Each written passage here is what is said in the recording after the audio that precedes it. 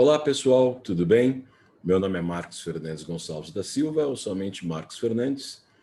Eu passo aqui para deixar para vocês uma mensagem importante a convite da professora Ana Carla Fonseca, pioneira no estudo, na pesquisa e na prática na área de economia criativa e da cultura no Brasil.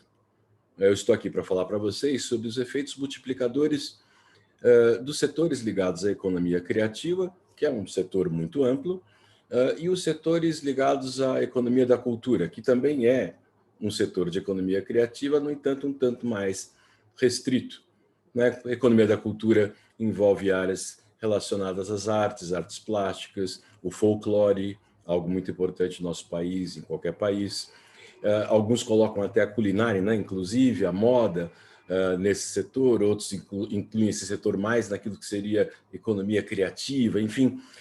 Não é o caso agora de a gente discutir todas as definições, não é, do que seja economia criativa e economia da cultura, mas apenas, usando alguns exemplos, mostrar para vocês que esses setores são importantes tanto para municípios pequenos, vamos supor municípios com 10, 20, 30 mil habitantes, municípios médios, 80, 100, municípios grandes, acima de 500 mil pessoas, e metrópoles, não é?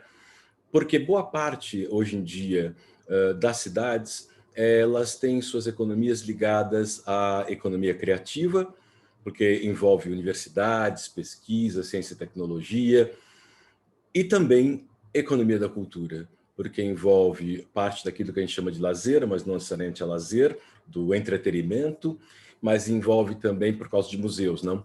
Mas envolve também a produção de serviços culturais. Cinemas, teatros, festivais, enfim, tudo aquilo que é ligado à cultura de uma nação e de um povo, de uma localidade, no sentido amplo do termo. E hoje em dia que nós percebemos, principalmente na época atual, relacionada à pandemia, é que para recuperar a economia de grandes cidades, para recuperar a economia de cidades de porte médio e pequenos, principalmente aquelas que vivem do turismo, seja ele o turismo religioso, ou o turismo ecológico, ou o turismo cultural, quando pensamos em cidades que têm patrimônio histórico, não é? E patrimônio histórico às vezes tangível e intangível, não é? Patrimônio cultural mais tangível, mas também intangível.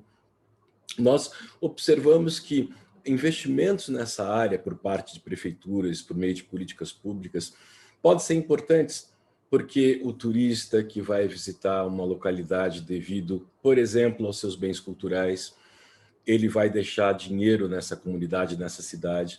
Esse dinheiro vai movimentar restaurantes, hotéis, que geram empregos e movimentam o comércio local, ligado diretamente aos habitantes da cidade, mas indiretamente também aos visitantes. De modo que, só usando esse exemplo, né, poderia pegar uma grande cidade como São Paulo, por exemplo, onde é evidente que esses setores são essenciais para a recuperação da economia urbana. Mas só tocando nesses aspectos, vocês percebem da vida prática de vocês que isso é muito importante. Qualquer que seja a cidade, pequena ou grande, então a gente pegar cidades pequenas pelo Brasil afora, todas as cidades têm seu patrimônio cultural, a começar por sua história. A recuperação da sua história ligada ao meio ambiente, a recuperação da sua história ligada à história do próprio local, do estado, da região, da macro-região do Brasil, é um patrimônio cultural. A gente precisa começar a pensar, não é em museus no sentido tradicional do termo, né? Mas na recuperação da história de localidades, até para atrair pessoas para essas localidades, atrair o dinheiro que essas pessoas trazem para essas localidades e gerar, assim, um efeito multiplicador de renda e de emprego. Nesse sentido, além da importância em si de proteção de bens culturais, da produção de bens culturais, nós temos aí uma função econômica.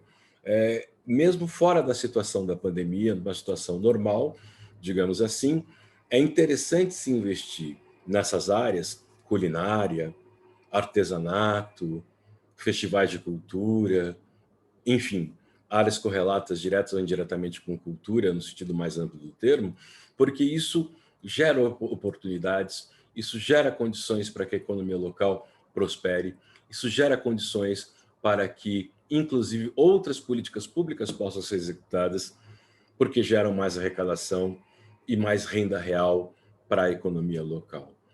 Então, nós devemos considerar os efeitos multiplicadores da indústria cultural e da indústria criativa no sentido mais amplo do termo.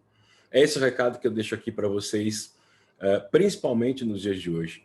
Temos que pensar de forma criativa em como recuperar as nossas cidades, em como recuperar as nossas economias e, passado tudo isso, inclusive, em como criar de forma sustentável renda, circulação de dinheiro, circulação de riqueza e produção de bem-estar.